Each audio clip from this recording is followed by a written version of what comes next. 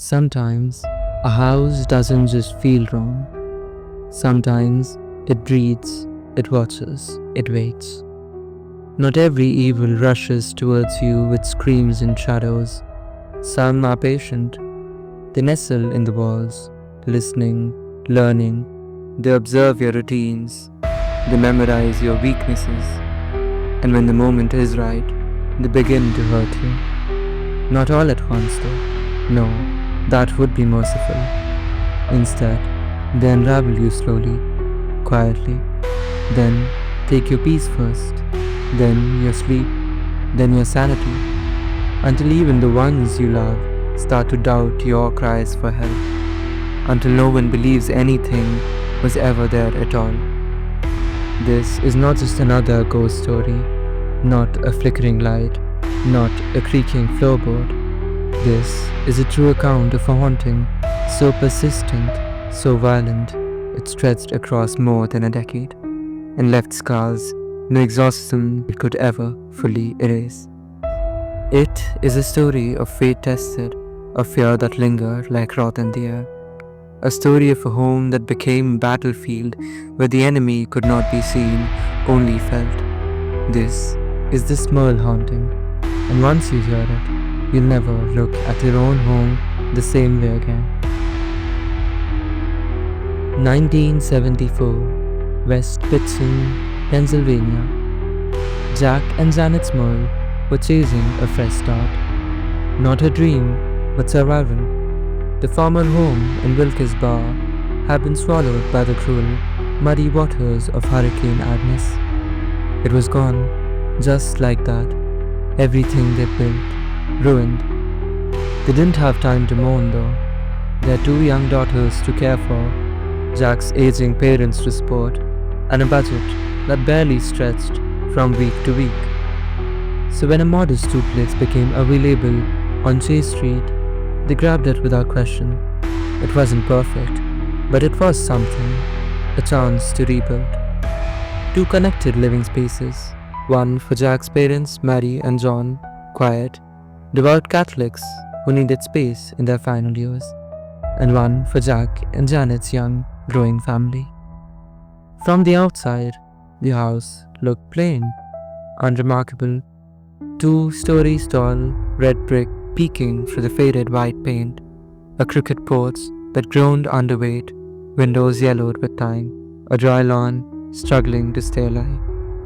But the moment they crossed the threshold, something shifted.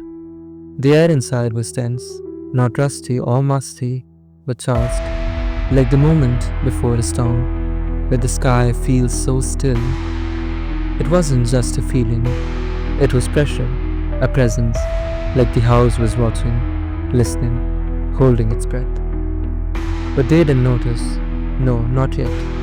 They were too focused on painting over the old walls, moving boxes with creaking stairs, laying rugs, hanging photos, trying to turn their tired old place into a home, trying to forget what they had lost. But something else had started noticing them. It didn't move. It didn't speak. No, not yet. It simply waited, nestled deep in the silence of the house, and began to watch. It started subtly, with a silence that didn't feel like peace, but something else. It was the kind of silence that clung to the corners of a room, that stretched too long after a conversation ended or laughter has died out. The kind that made Janet pause mid-sentence, that made her glance over her shoulder even when she knew she was alone. Then the silence broke, but not with voices, not with music or warmth, with sounds that shouldn't be there. At first, it was footsteps, deliberate, measured, moving across the floor above her. When everyone was downstairs, Janet would freeze in place, heart thudding in her chest, listening. Then she'd call out to Jack. He'd go upstairs with the flashlight every time, and every time, nothing. Then it was the water. Faucets would run on their own, sometimes just a trickle, other times a full stream gushing into the sink, as if someone had left it on and walked away. Then came the scratches, soft at first, faint like something tapping, testing, but soon they grew louder, more intentional, scraping along the insides of the wall, especially behind the headboard of their bed at night. Long, dragging scratches, like claws dragging across wood and plastic. They told themselves it was nothing. The house was cold, settling, maybe. Pipes expanding, mice in the wall, stress, imagination. They needed it to be nothing, while the alternative was unthinkable. But then things started to disappear. First, Janet's hairbrush, then Jack's wallet, his tools gone in the middle of a repair. He searched for hours, days, and when the items returned, it was as if they had been marked. The hairbrush, stuffed in the freezer beneath a bag of frozen peas, the wallet, neatly tucked behind the water heater in the basement, the tools, locked inside a cabinet Janet hadn't opened in weeks. It wasn't just misplacing things, it was impossible. It was escalating. Then came the mirror. One quiet evening, Janet was dusting in the hallway, alone. The kids were playing in the other room. She glanced at the mirror above the entry table and froze. Behind her, reflected clearly, was a tall, shadowed figure. Not blurred, not vague. Something standing directly behind her. Her breath caught. She spun around. No one. The hallway was empty, utterly still. She tried to laugh it off, told herself it was trick of the lights, stress, a smudge on the glass. But then it happened again and again. Not just the mirror, reflections in window, dark shapes just out of frame, always behind her, always gone when she turned. Whatever it was though, it had stopped watching. It had started approaching. The house began to feel colder, not always in temperature, but in ways that settled into the heart. A heaviness that seemed to dim the light inside its walls. Jack grew quiet, withdrawing into himself. Janet was constantly tired, her patience wearing thin until every small irritation sparked an argument. The girls bickered more often, their laughter replaced with sharp words and slammed doors. Even their dog, Simon, seemed to sense something was wrong. He refused to enter certain rooms, growling at empty corners, barking at walls, but there was nothing to see. Then came the smell. It struck without warning, a sickening mix of rotting meat, sulfur, and sewage that would cling to the air for a moment before disappearing, as if the house itself was breathing it out. Some nights the walls seemed to hum faintly, not with a sound no one could clearly hear, but with a vibration that could be felt through the skin, a low, unsettling thrum that made the hair on the back of the neck stand on the end. One evening, Mary Smurl, Jack's mother, heard her name being called from the kitchen. The voice was clear, familiar, close enough that she set down what she was doing and went to check. No one was there. The moment she stepped inside, the oven door swung open with a metallic groan, and the stench hit her harder than ever, curling in the back of her throat. That same night, Jack woke from a violent dream, his chest tightening as if something had been sitting on him, holding him down, crushing the air from his lungs. He bolted upright, gasping for breath, and felt a burning pain around his ribs. Pulling up his shirt, he found 3 long, deep scratches raked across his side. This was no blood on the sheets, no sign of what had caused them, just pain, raw, deliberate, and unexplainable. Janet had stayed up late folding laundry. The room was quiet, too quiet. She suddenly felt watched. Turning slowly towards the doorway, she saw it. A black mouse, tall, shapeless, hovering just under the ceiling. It buzzed like it was breathing.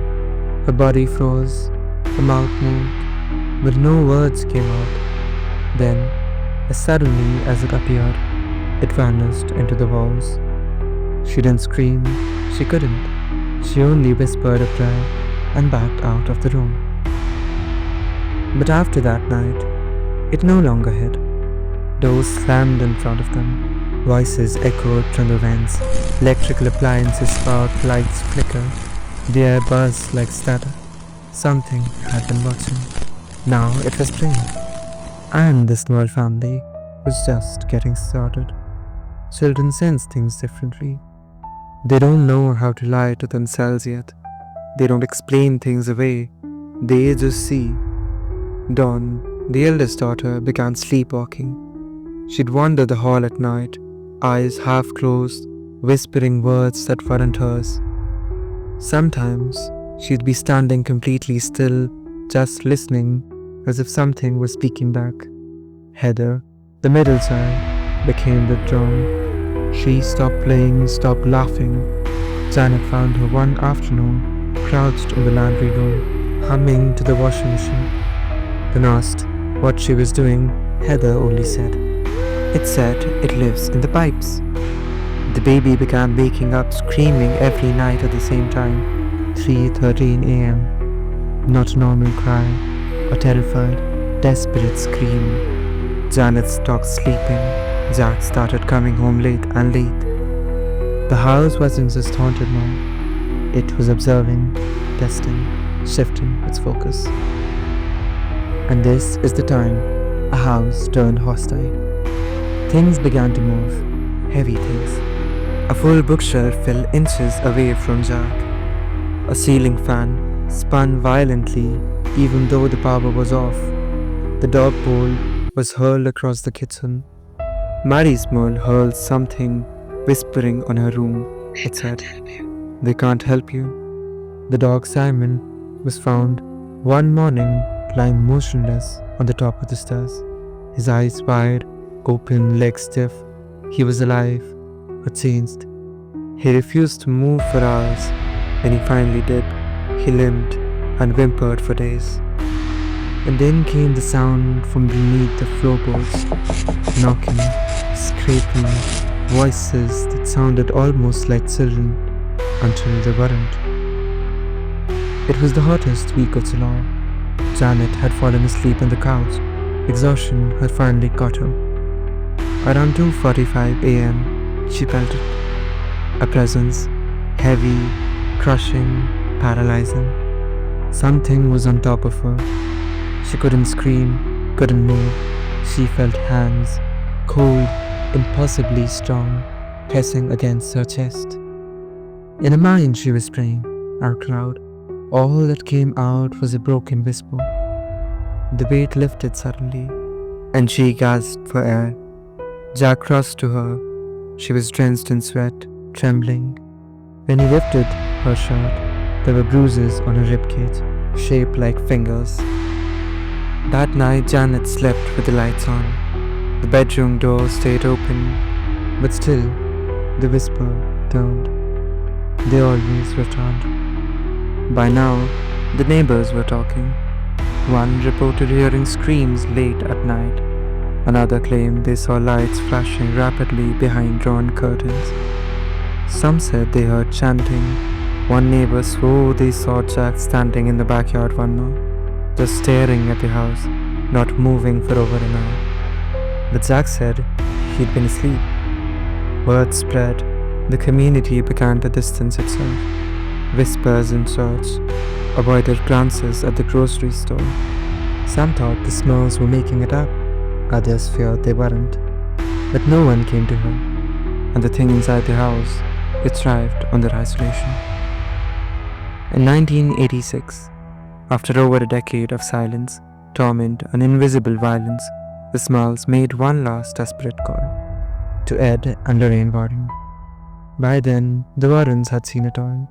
That stood in the shadows of the Perrin farmhouse, confronted Annabelle, survived a meteor wind. At the moment Lorraine stepped into the duplex on Chase Street, she stopped. Her eyes filled with tears. She said the house was infested. Not by one spirit, but three. One was human, a lost soul, angry, angry and confused. One was a violent poltergeist, feeding on the family's emotions, and the third was not of this world. Inhumane, demonic, Ed said. It's feeding of their suffering. They began their investigation immediately, recordings, blessings, religious relics, but the house fought back. During one of the cleansing rituals, the walls screamed, not groaned, not creaked, screamed as if the house itself were alive and in pain. The crucifixes melted, statues of saints cracked in half. A rosary flew across the room and hit Ed in the face. Lorraine saw it for the very first time, the thing. She described it as a figure of smoke and teeth. It had no eyes, and yet it stared. She said, "It knows what they fear most, and it enjoys being feared." Jack was possessed briefly, not like in the movies. His face went blank, his voice changed, he spoke in Latin.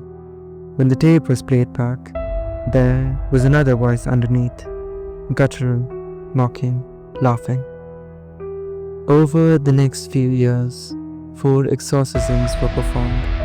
Catholic priests blessed the holy water that was poured in every room. They recited rites that had not been heard in 100 years.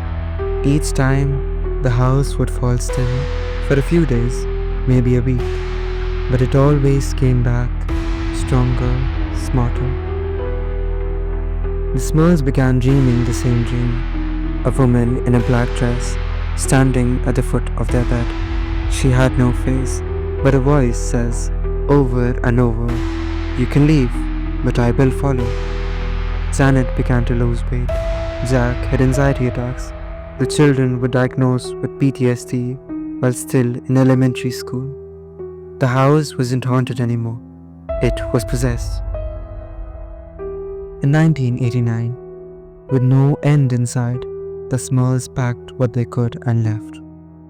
They moved to Wilkes-Barre, a smaller house, new walls, new prayers, and just like that, the attack stopped. No more knocking, no more shadows, no more voices.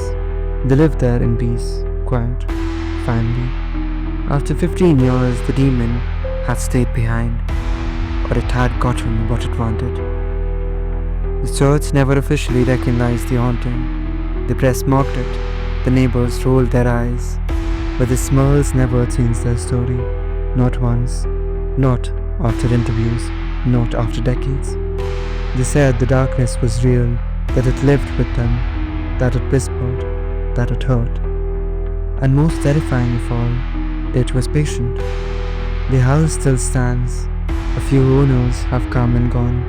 Some say it's just a house now. Others refuse to enter the basement. Whatever lived there, demon or darkness or trauma itself, it never wanted fame. It just wanted them. And for 15 years, it had them. Come back again at this nocturnal hour to witness another horrifying day.